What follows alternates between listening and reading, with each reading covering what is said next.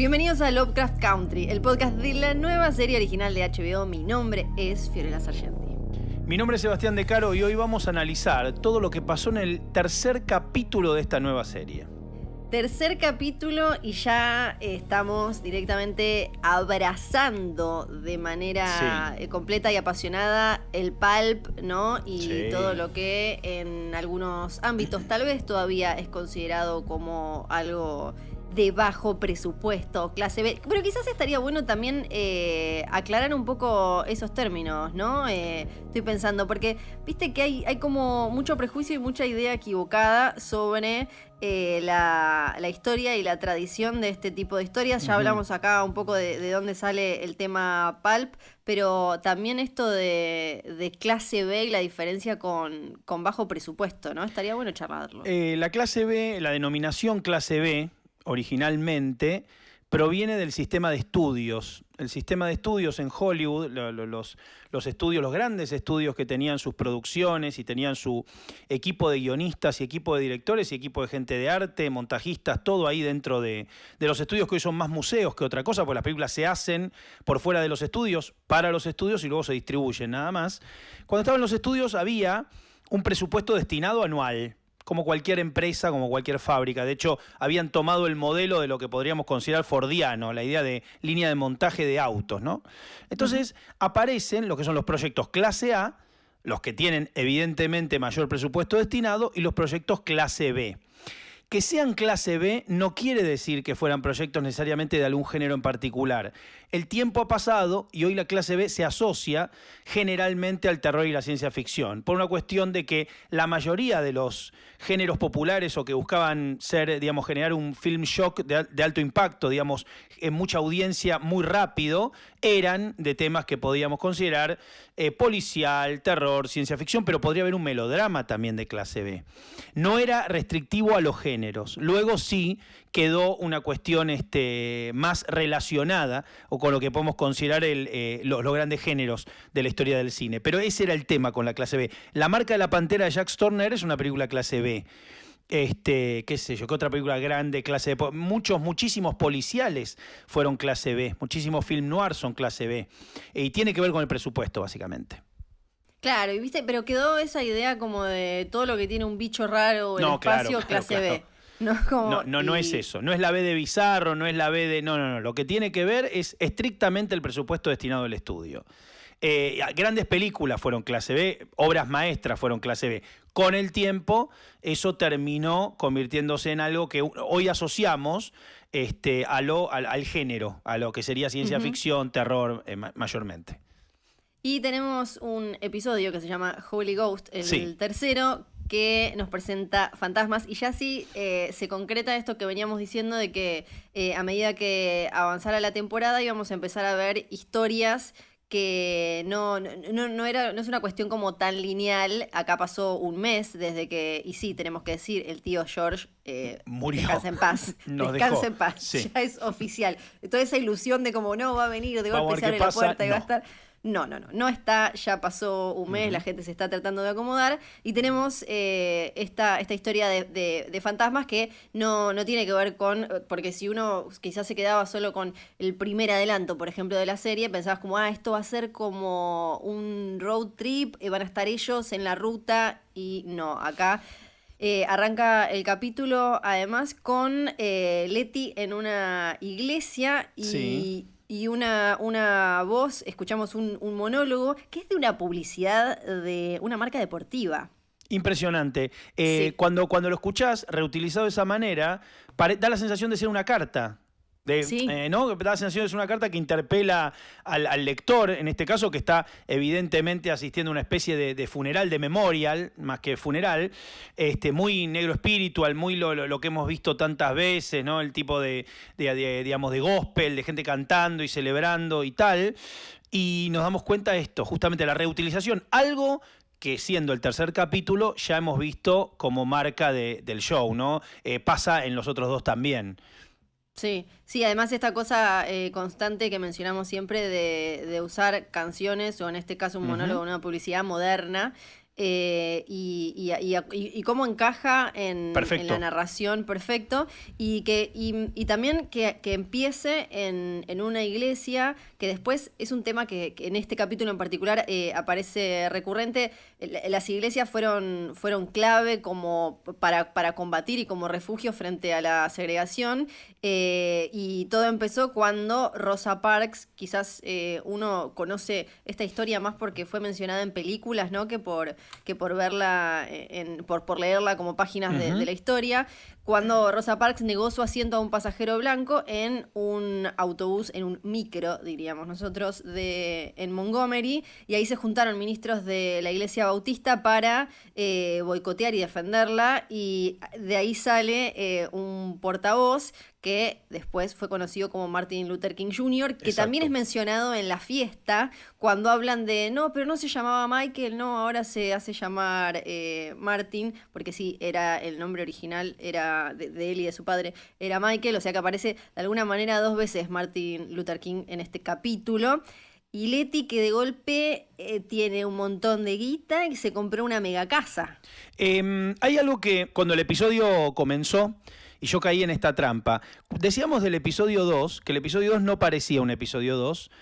La gente quedó absolutamente en llamas, escribiendo teorías, preguntándose la cantidad de cosas que habían aparecido, o sea, el cachetazo que significaba todo el descontrol del episodio 2. Y cuando comienza este capítulo, dije, listo, el episodio 2 no fue un episodio 2, y esto se parece mucho a un término que ahora vamos a explicar brevemente, que es al bootleg episode, al episodio que generalmente está cerca, es el cuarto, el quinto en una temporada de 10 o de 12, o el sexto, episodios que los personajes rompen el canon tradicional de la escala que tienen los episodios en su mayoría, se limitan a una sola locación, a un solo lugar, y dije, bueno, este va a ser el episodio más chiquito, ¿no? El anterior fue gigante y acá vamos a estar contenidos en la casa. Bueno, me equivoqué también, porque el episodio, si bien la casa tiene un protagonismo total, es bastante grande, digamos, no es que fue lo que yo pensé que iba a ser cuando vi el comienzo.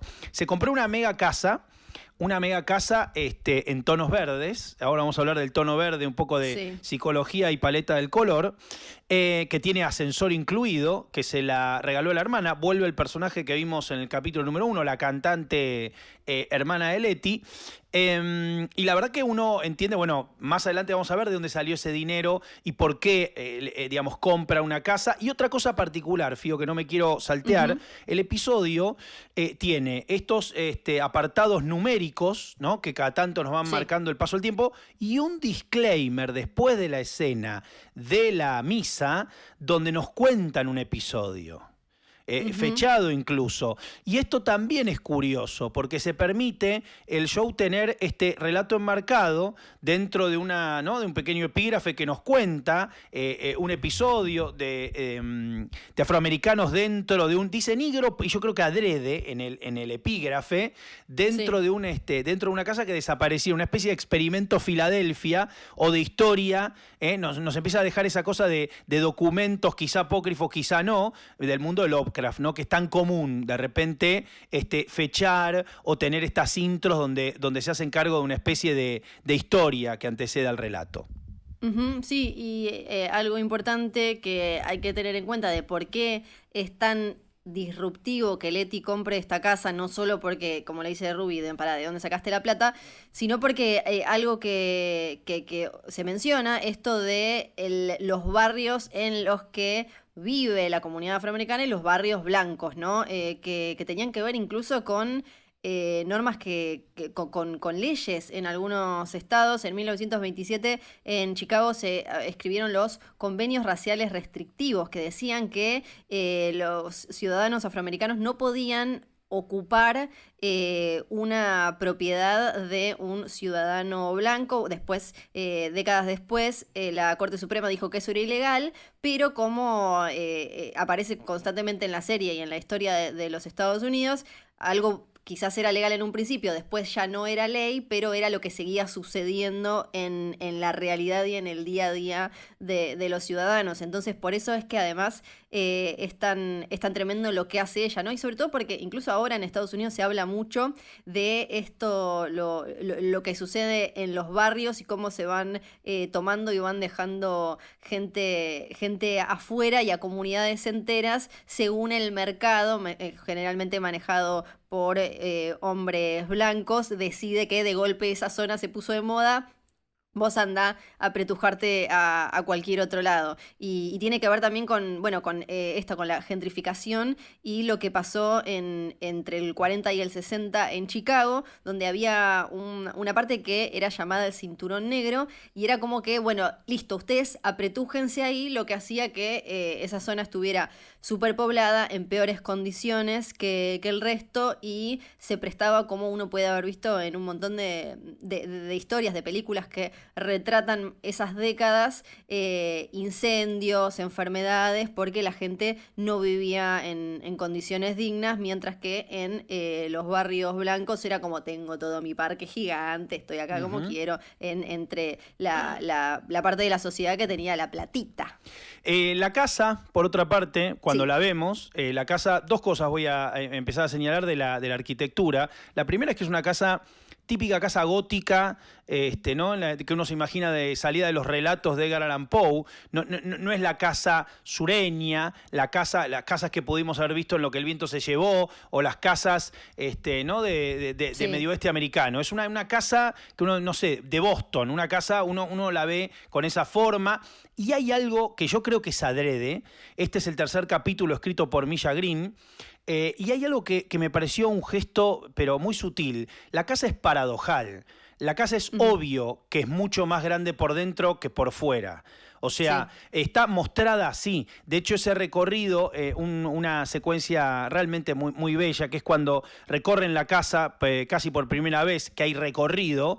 No digo la escena que están las dos solas, la primera, sino después, cuando ya están mudando, instalándose, que está rodado con un gran angular para hacer parecer mucho más largos los pasillos, mucho más altos los techos, mucho más profundas las escaleras, y ahí evidentemente hay una idea de, si pensás 2 segundos y si ves la casa por fuera, decís no puede ser tan grande por dentro, pero parte del género y parte del guiño es ese, porque está absolutamente marcado, con ascensor incluido, con altillo y con sótano, que también son, digamos, signos inequívocos de, che, esto es género, esto es todo. O sea, la casa es un compendio de grandes éxitos de las casas de Amityville, de la casa Usher, de las casas míticas y legendarias donde han pasado la mayoría de las historias de la gran literatura de terror. Lo tiene todo la casa. Y yendo a ese tiene todo, hablábamos un poco de la paleta verde, de lo esmeralda, en términos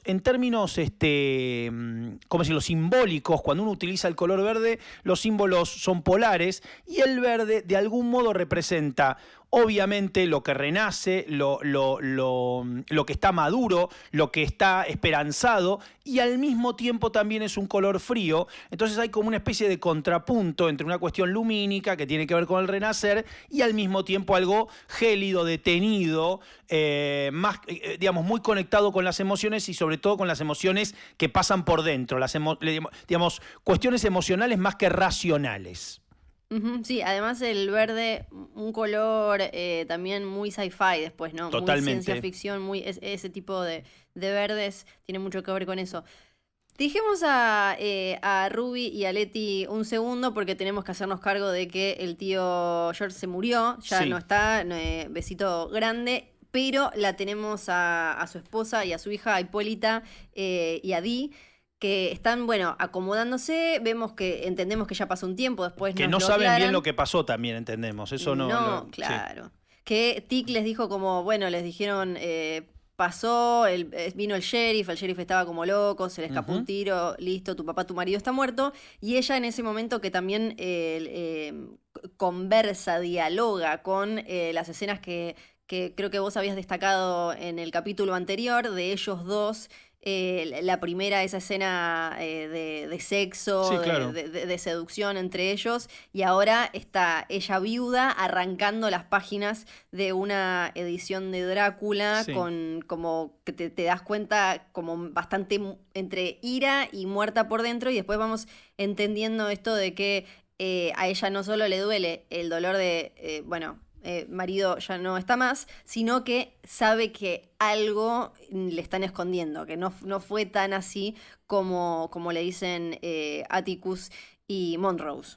Los libros, la presencia que tienen todas las referencias literarias en este show, me parece que son claves. Digamos, un Sí. show que, más allá de lo que decimos siempre, el título, la edición, el pulp, las tradiciones, la aparición. A ver, ¿qué clase de novela es Drácula? Drácula es una novela epistolar. Drácula es una novela absolutamente rizomática, es una novela que trata muchos temas, no solo uno.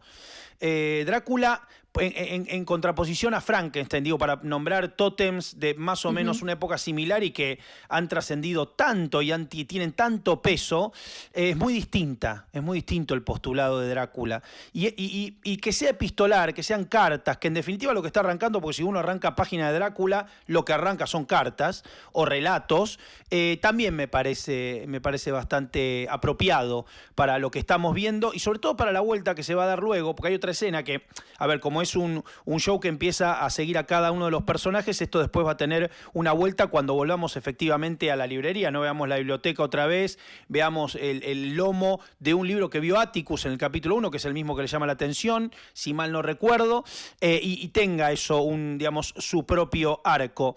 Lo otro que también me parece interesante es cómo en este episodio las bocinas, ¿no? Las bocinas, sí. La tortura que empiezan a ejercer los vecinos blancos sobre los recién llegados, digo, le clavan el cartel, aclaran esto que vos decías de la legislación demencial de las propiedades que solo pueden ser habitadas por blancos, y más allá de eso van a empezar a establecer esta especie de tortura vecinal que consiste en amurar un ladrillo a los horns, a las bocinas de los autos enfrente de la casa para torturarlos y decirles que no son bienvenidos. Hay un pequeño momento que despierta Letty con las bocinas, si mal no recuerdo, es Letty, no, sí, y está, que tiene el fantasma que la destapa y todo ese sueño la primera vez que va hacia el sótano, y es increíble cómo combina la tortura esta vecinal que, bueno, va a ir creyendo, después vemos qué va a pasar post fiesta y demás. La fiesta me parece la gran secuencia del episodio,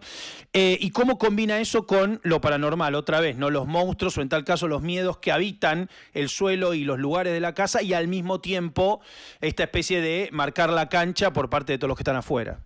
Uh-huh. Y bueno, mencionabas los libros y hay como también otro trasfondo esotérico que se suma, porque Bram Stoker se decía que pertenecía a la Orden Hermética de la Aurora Dorada, que era una organización secreta y esotérica que... yo lo estoy diciendo en pasado, pero quizás hay miembros ahora, la verdad. Que nos están escuchando y van a ir por nosotros a la noche, no lo digas muy fuerte. Exactamente. Quizás ahora lo hacen por, no sé, YouTube o te mandan como un DM de maldición, no lo sé bien, pero Bram Stoker era uno de los miembros y después aparece también el Conde de Montecristo, ¿no? Que ya tuvo una aparición y tiene otra conexión también, supuestamente, pero creo que, si no me acuerdo mal, en ese caso con la masonería. O sea que toda esta cosa de organizaciones secretas buscando aliarse por algún motivo que en el mainstream no se puede discutir o no se puede organizar o lo que sea, sí, aparece varias veces. Y otra cosa que también la vemos al principio, o se menciona al principio, y después tiene que ver con el tema de las bocinas, es la imagen de el béisbol y el bate de béisbol como... Exacto, que lo vimos en el primer sueño. Sí. Mataban un demonio mataban una especie de Cthulhu con un bate de béisbol.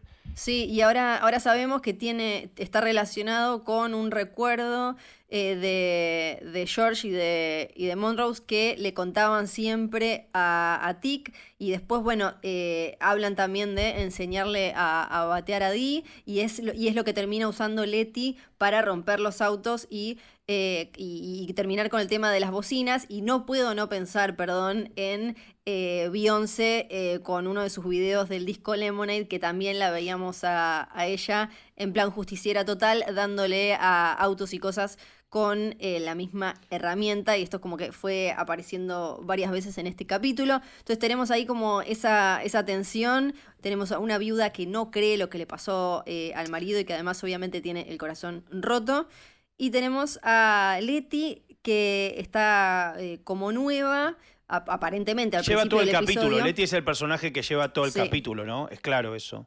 Sí, sí, sí. Y si bien la vemos al principio como en la iglesia algo como atribulada o algo, ya después en esta escena que mencionabas, donde están organizándose en la casa, parece estar como bastante plena. Después entendemos que era una fachada, algo que ella se estaba como poniendo para distraerse y demás. Y la casa esta gigante se empieza a llenar de gente porque ella alquila los cuartos, y empezamos a conocer un poco más de la historia de ellas dos como hermanas.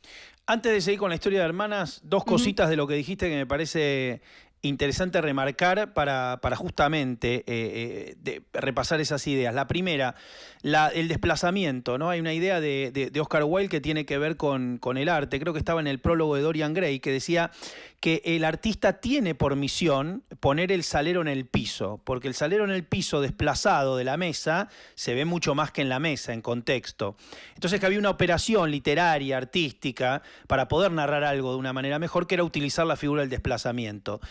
Utilizar un bate de béisbol, otorgarle el bate de béisbol, digo, Milla Green que le otorgue el bate de béisbol justamente a Letty, que Letty sea el arma que utiliza, que sea un bate de béisbol otra vez desplazado de su actividad central y puesto en unas manos también poco comunes para la época, una mujer afroamericana. Sí. Entonces me parece que cobra sentido, que tiene mucho más sentido que hubiera agarrado un fierro, ¿no?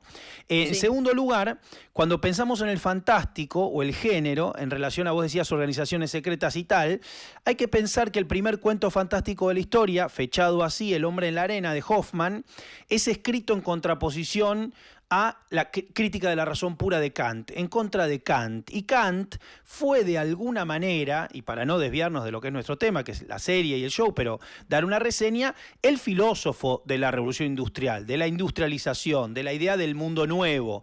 Ese mundo nuevo, digo, a ver, a ellos los torturan casi con un arma industrial. También hay un desplazamiento con un auto cuya bocina está sonando permanentemente. Un auto, un ejemplo de algo que incluye, digamos, que tenía que ver por añadidura con el poder adquisitivo de los hombres blancos, y vamos a ser claros, de algo que manejaban los hombres blancos. No en vano pasan los policías también en su patrulla cuando consienten este tipo de trato que le están dando los vecinos, ¿no? A los nuevos, a los recién llegados. Entonces, aparece el hombre en la arena, y todas las ciudades industriales de finales del siglo XIX y principios del siglo XX dieron escritores de lo fantástico. Se reflexionó sobre lo fantástico en esas ciudades. Fue una reacción, y esos tipos estaban metidos en cuestiones muy propias de principios del siglo XX y finales del XIX, que eran estas organizaciones que intentaban, ante este nuevo orden, paréntesis, el capitalismo, ofertar algo que esté por sobre eso. ¿Sí? O sea, quiero decir, justamente trataban de decir, bueno, no podemos, para formar parte o ser más que esto, vamos a defendernos o vamos a instalarnos de un modo de ser sociedad secreta. Entonces hay un juego entre estas tres puntas, la sociedad secreta, el fantástico y el capital avanzando y armando una sociedad de jerarquías, de desclasados y de todas las injusticias que vemos. Claro, porque lo que aparece cada vez más claro es que el tema de las oportunidades o el acceso no hacía falta en muchas cosas que hubiera una ley que prohibiera algo. Simplemente como la mamá, como vemos después, la mamá de Letty era muy improbable que pudiera tener la cantidad de plata como para comprar esa casa y que quede un poco más, por un tema de oportunidades, como también cuando habla Letty que dice que tiene que llamar para arreglar el ascensor, pero que no hay muchos afroamericanos que trabajen de arreglar ascensores, ¿no? Exacto. Como ese tema era como simplemente o tener un auto o un montón de cuestiones así.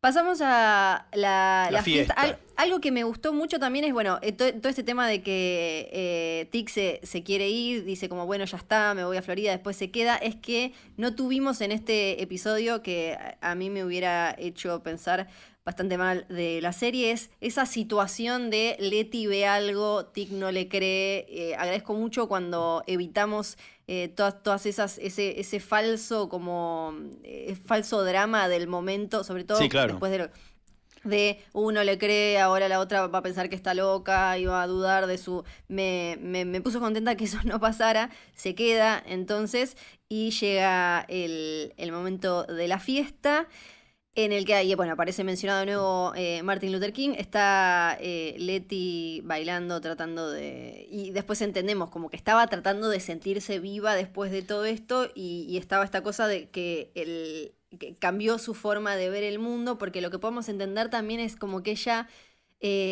tuvo algo de suerte en poder incluso o estudiar o de alguna manera dedicarse a algo no muy tradicional. Es una mujer joven, fértil para los pensamientos de esa época y todavía no está casada y hecha ama de casa. Sí, claro. y demás. Claro, es una rara avis total. Digamos, Claro. es la que la abuela le decía, pero nena, ¿cómo? Tan joven, bella, y no tenés novio, exactamente, es como una mujer fuera de tiempo. Hasta cómo se viste, usa absolutamente. usa mucho pantalones y arriba como ropa escotada, más como de chica joven libre para esa época, corriéndose Exacto. de todo eso. Y eso lo vemos en la fiesta, donde igual claramente estaba como este juego de seducción con Tic que termina en la escena del baño. La escena y del baño. Virginia. Bueno, una sutileza. Sí. Tic es la única ropa que tiene como para un evento así es la de soldado. Sí, Claro, sí. pero eso sí, pero mirá qué sutileza, porque digo, aparece vestido de soldado porque debe ser su mejor ropa. Sí, O sea, sí, no sí, tiene, claro. no tiene ropa, bueno, pero me pareció fantástico. Decía, Ujú. claro, es una manera de contar mucho el personaje con un detalle nada más, ¿no? Sí, sí. Y aparece la escena del baño, que la escena del baño otra vez, y a mí me encanta esto porque cuando pasa esto, me parece que es cuando el show, viste, deja bien claro qué tipo de poética maneja, qué tipo de dispositivo. El hecho que la escena del baño es una escena doble. Es la escena Ujú. del pasado, de lo gótico, ¿no? Digo, la definición de gótico es, o en todo relato gótico, más allá de, uno piensa en Tim Burton, pero digo, el gótico es la idea, o en vampiros, el gótico es la idea de el pasado no negándose a morir y a desaparecer. Cuando uno tiene un vínculo con el pasado, con algo que ya debió haberse quedado atrás y todavía sigue y persiste, eso es el gótico. En toda historia gótica hay un mito de origen de algo que pasó hace mucho y entonces vuelve en forma de otredad, de fantasma, de fenómeno paranormal, de lo que quieran. Y esa escena del baño tiene, ¿no?, ese momento mítico de fantasma observando y se convierte rápidamente en una escena erótica, en una escena de sexo, más que una escena, iba a decir una escena de amor, pero me parece que es una escena justamente más pasional. Sí, Que igual es bastante descarga. romántica, romántica, digo, si uno quiere verla desde el mismo Ujú. punto de vista. Me parece que hay como, bueno, viste, qué sé yo, pasan cosas y que pasen. Sí, y mientras ellos están claramente en una, están pasando en la casa más cosas relacionadas con lo esotérico y sobrenatural. Están jugando a la Y Ouija. están jugando a la Ouija, los chicos abajo. Yo no sé, acá No, en Argentina... ¿no están en el altillo? Ah, están arriba. Claro, Sí, porque justo iba a decir, sí. que justo iba a decir que acá, por lo menos en Argentina, yo nunca conocí un sótano, conocí más altillos. No sé si se acostumbra si tenemos casas con sótanos acá. Depende de los barrios, sí puede haber casas con sótanos. Depende de los barrios, sí. Puede. No sé si con sótano tanto como garage que va hacia abajo. En algunos Ujú. barrios tradicionales, por lo menos de la ciudad, alguna casa con sótano hay. Yo los miro como muy fascinada. No le ese cuento de paso. sótano, que es el sótano Claro. clásico norteamericano que vimos 1000 veces, que es el sótano de escalera de madera, que ¿para Sí. qué se usa si no es para guardar cadáveres? Sí, y aparte, un lugar a veces donde ponen el lavarropas, eso, ¿por qué es tan Anda a feo? lavar, claro, si sí. vas a lavar la ropa, ¿por qué da tanto miedo? Tengo que tener miedo. Quiero mi Sí, ropa ¿por limpia qué? nada más. Porque, bueno, tenemos a los chicos jugando a la Ouija, era en el Altillo, y la tenemos a Hipólita que encuentra este cuarto con ese sistema que parece tener dos soles y que también tiene mucho que ver con esto de que la casa parece viva y más grande de lo que es y aparecen como lugares... Tiene 13 cuartos la casa. Cuando mencionan en el tour que le hace la primera vez, le dice, tenemos 13 habitaciones y no me acuerdo qué más, digamos, aparte de mostrarle que tiene ascensor, que tiene escaleras, que todo el otro, son 13 los cuartos, ¿no? Tampoco cualquier número. No, 13 y después llega el momento, acá algo que ya va a ser como un sello de esta serie, tenemos por un lado todas estas cosas que empiezan a aparecer, a suceder en la fiesta vinculadas con lo sobrenatural. Supuestamente el fantasma de George, conectan con el fantasma de George. Sí, qué miedo, pobre Dee, no se lo merecía. Sí, claro. George, si querías saludar, no era la manera. No, igual yo pienso que no era George, o no, que era como alguno... Yo pienso que, yo creo que quizás era George justamente porque sea en el altillo y no en el sótano. Ajá. ¿Por qué digo? Porque a lo mejor hay una idea, porque como en el sótano aparece lo que aparece, me parece una idea de postular, bueno, en lo elevado puede estar, no sé, a lo mejor estoy diciendo cualquiera. Yo también pensé lo mismo, dije, están jugando con la mente de la nena, pero después dije, no, puede ser George, quizá. Tenés razón. Y afuera sucede algo que viene directamente de los libros de historia, que es, les ponen una cruz prendía fuego, y que es algo que yo desconocía, me puse a leerlo para hablar en este episodio, que todavía hay en Estados Unidos se debate a ver si es legal y cuándo es una incitación al odio y una amenaza y cuándo no, porque claro, es algo que a simple vista podría no estar cargado con un simbolismo claro de agresión no es una esvástica, y violencia. Vamos a decirlo así, claro, no es una esvástica, es un símbolo que incluso puede ser admisible. Una cruz es un símbolo totalmente admisible, no está, hay una reutilización también, lo que pasa es que, claro. Y el fuego que no siempre representa destrucción y algo negativo, sino muchas veces, no sé, el Sagrado Corazón. El Sagrado Corazón, por ejemplo. Claro. Entonces, pero en la historia de Estados Unidos sí tiene un mensaje bastante directo, porque así es como, eso está vinculado obviamente con el Ku Klux Klan, desde antes de 1915. Creo que también hubo antes algo en Escocia con cruces prendidas a fuego, pero en Estados Unidos tiene que ver con el nacimiento de una nación y con el Ku Klux Klan y las amenazas directas a la población afroamericana. Bueno, es que fíjate, yo creo que hay algo muy interesante que no en vano Misha Green pone esa escena que abre el episodio, que justamente es en un ámbito religioso, para demostrar que no es de nadie la religión, o en tal caso las creencias y la fe no pueden ser propiedad de unos fanáticos demenciales, asesinos, digamos. Entonces dejan claro que el Dios es el mismo. Digo, en ese altar también hay una cruz, en esa congregación al principio también leen la misma Biblia. Entonces, digo, eso no tiene dueño ni propiedad. Cuando aparece justamente esta sí reutilización e invento de esto quiere decir esto, clavarte una cruz de fuego en sí parte de la propiedad de la casa, porque es en la entrada y no más, una cosa bastante violenta sumada a la bocina, y ahí tenemos el gran momento de Leti que hacía un ratito nada más nos habíamos enterado que era su primer momento en el sexo, ¿no? Era como de repente una cosa como entre ingenua y a la vez muy tierna, y de repente todo el poder con el que se toma el mando y comanda de alguna manera el final de los autos, y digamos, tener una reacción ante ese acto de repudio. Sí, y el tema de las armas también, que eran denegadas usualmente a cualquiera que no fuera blanco en ese momento. Ahí hay como también otro mensaje fuerte.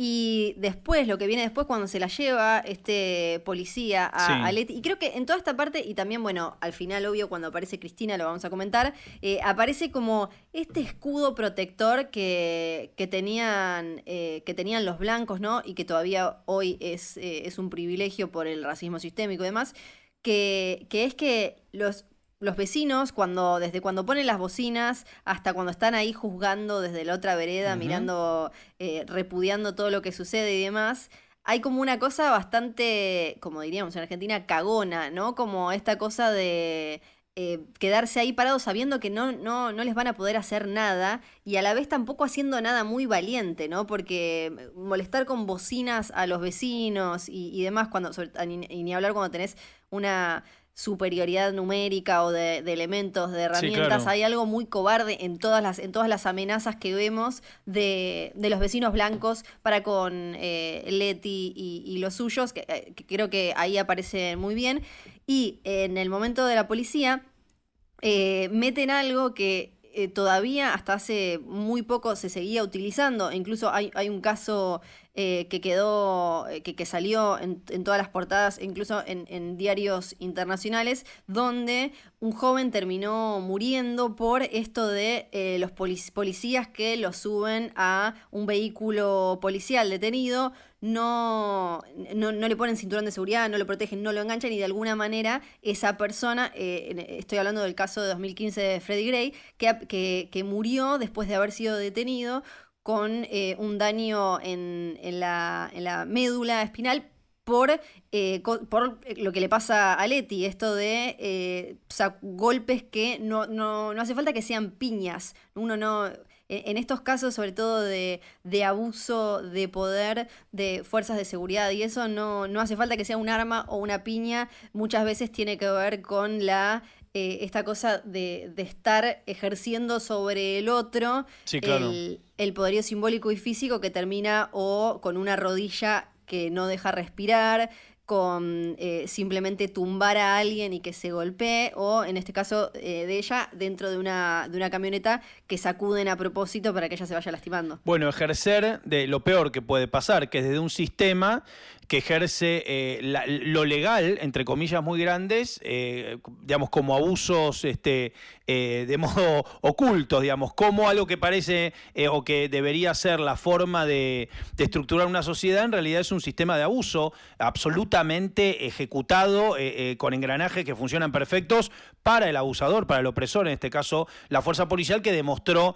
desde su aparición en este episodio estar con connivencia total de lo que pasaba y digamos, del lado de los vecinos que están molestando. Segunda utilización en el capítulo del gran angular, en esa escena que mencionas, que es dentro del carro policial, otra vez, y por una cuestión lógica de mostrar como algo más siniestro, más enrarecido, en el plano general que vemos al policía de Leti, está utilizado con un gran angular, ¿no? Y las organizaciones que le menciona como de manera burlona el policía, sí, hacen referencia a organizaciones reales. Una es la National Urban League, que le dice Monkey Urban League, o sea, los trata de monos, que es una organización por los derechos civiles, y la National Association for the Advancement of Colored People, que le dice algo de cucarachas. O sea, habla de dos organizaciones que existen en la realidad, pero obviamente siempre comparándolos con animales y quitándoles el título de humanos. Leti entonces se pone... Sí, decime. No, después va a venir la gran secuencia de las fotos, después de que termina todo esto, ¿no? Claro, Leti al toque se pone a investigar, tiene este tema de las fotos y ya directamente una cabeza gigante que le dice andate de mi casa. Exactamente. Ya no hay dudas. Pero hay algo muy interesante, porque hablamos de Drácula mencionado dentro de este episodio, ¿no? La novela de Drácula, que 2 veces muestran el libro de manera directa y claramente quieren que veamos que es Drácula, el libro del cual se arrancan las páginas.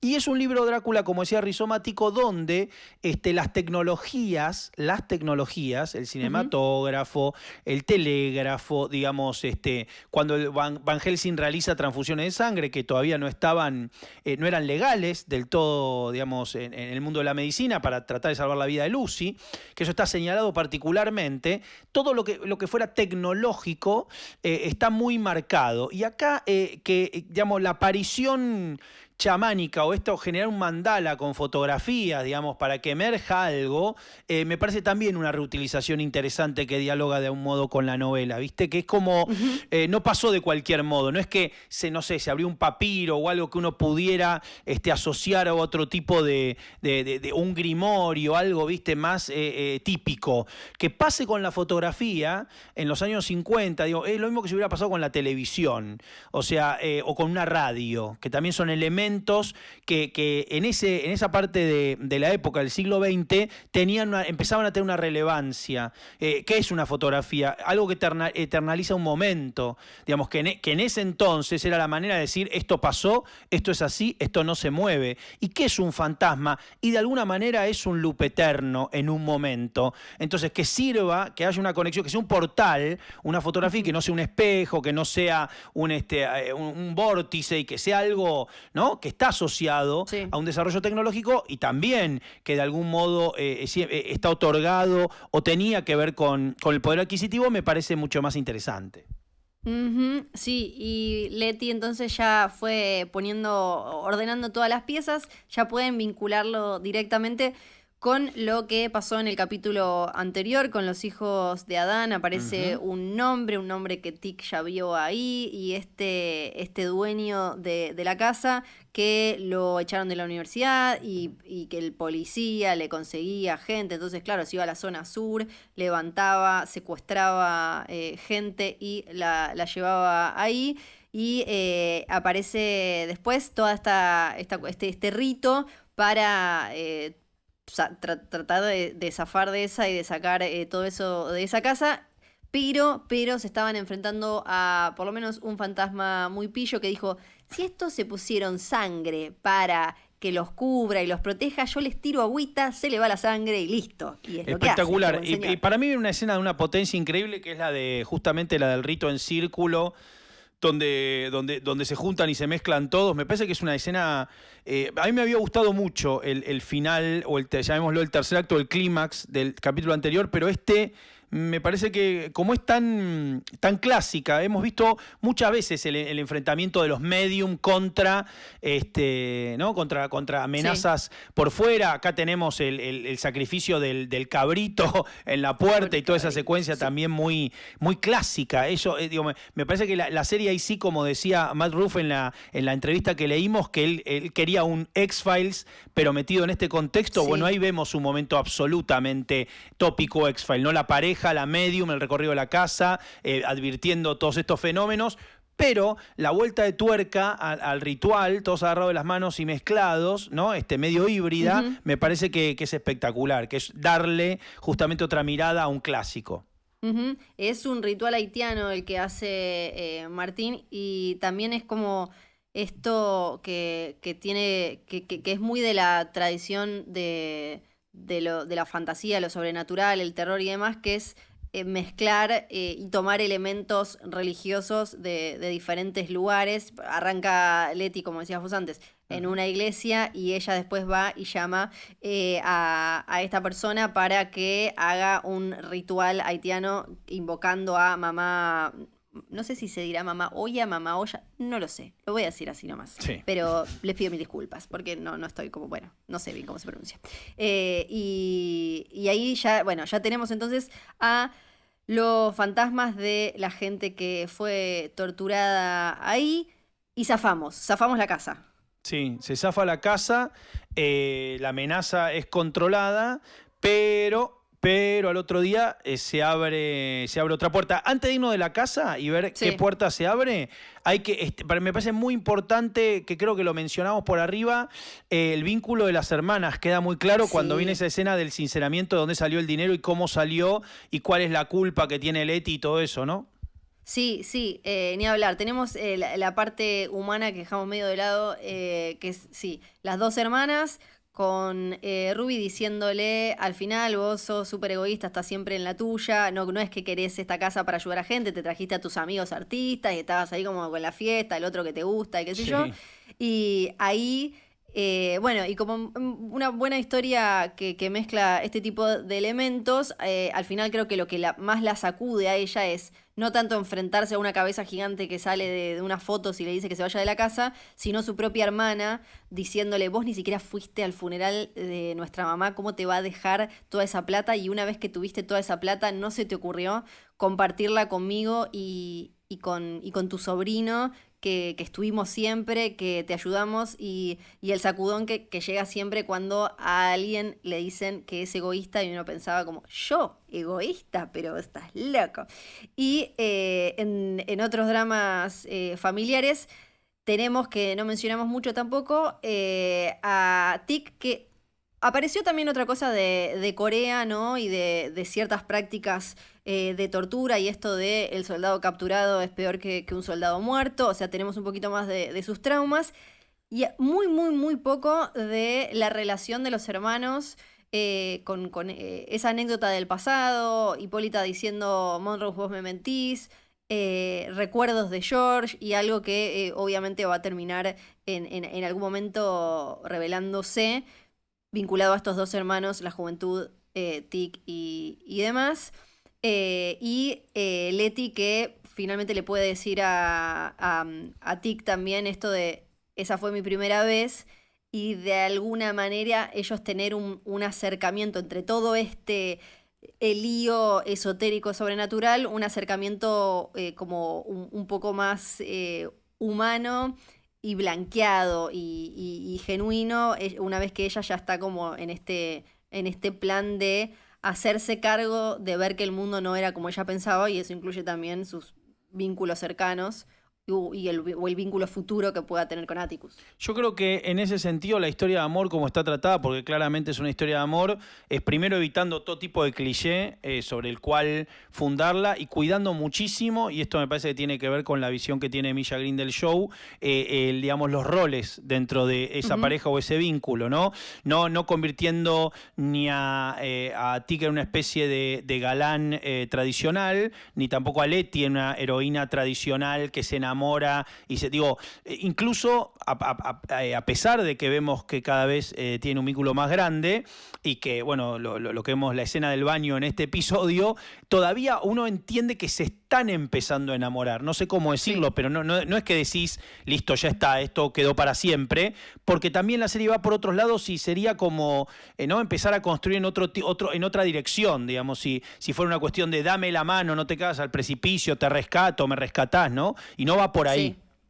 No, y también vamos viendo que los dos, de alguna manera, por diferentes razones e historias, los dos necesitan como algo, como una conexión, ¿no? Son muy entre Atticus, que quiere, como que está escapando un poco de su pasado en Corea, de su pasado con las mentiras o los secretos relacionados con su mamá, con su papá, ahora el tío, y ella también, te queda como esa idea de que ninguno de los dos está como muy anclado en un tiempo y en un lugar y con un contacto real humano, y que me parece que va a ir por ahí. Y la revelación del final, ya nos imaginábamos, cuando aparece Christine y dice, sí, la platita, claro que sí, la puse yo, la puso la rubia del auto. No solo eso, sino, bueno, para mí me encanta la frase final que le va a decir, porque, bueno, Atticus le dice, no te metas más con mi familia, saca su arma, y ella, pero que le corra una sola gota de transpiración, si te puede borrar la mente en un segundo de algo que acaba de pasar, también puede dejarte frisado para que no le hagas nada, y le dice la línea o algo así como, no podés matar un legado. No podés dejar de ser quien sos con un tiro, a los balazos. No te vas a deshacer de mí ni de algo mucho más grande. Le tira todo un speech, le suelta toda la verdad de la vida, ¿no?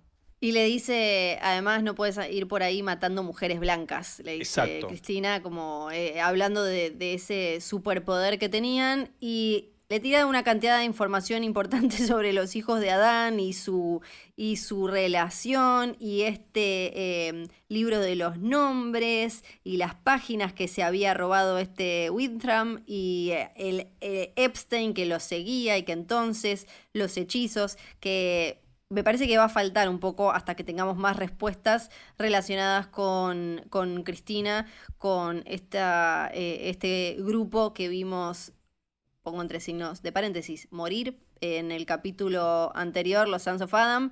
Me parece que van a jugar con eso, y me gusta, como tiene esa cosa que ya nos habían adelantado, de aventuras o pesadillas semanales con un hilo que va a enganchar, y que vamos a ir teniendo más respuestas a medida que nos acerquemos al final, que va a ser cuando tengamos 10 episodios.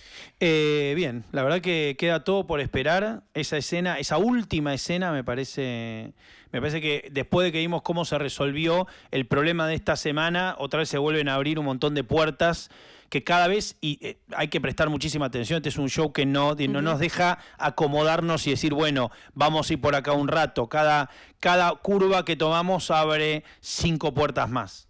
Sí, yo llegué a ver un mensaje que decía, en un momento pensé que habían puesto el capítulo 6 o 7 en vez del segundo. Sí, es verdad. Nos van a tener así, me parece, los 10 capítulos. Sí, absolutamente. Sí. Acuérdense entonces que todos los domingos ven Lovecraft Country en HBO y después al día siguiente del estreno los invitamos a escuchar este podcast. Pueden ver la serie no solo en HBO, sino también en HBO Go, On Demand, cuando quieran y donde quieran, y a nosotros nos escuchan en Spotify, Apple Podcast y todas las aplicaciones para escuchar podcast. Tienen un montón además de podcast más Miles. de HBO, hay especiales, hay de diferentes series, hay de Euphoria, Swamp Thing, un montón más. Nosotros nos reencontramos en el próximo episodio. Yo soy Fiorella Sargenti. Yo soy Sebastián De Caro y esto fue Lovecraft Country, el podcast.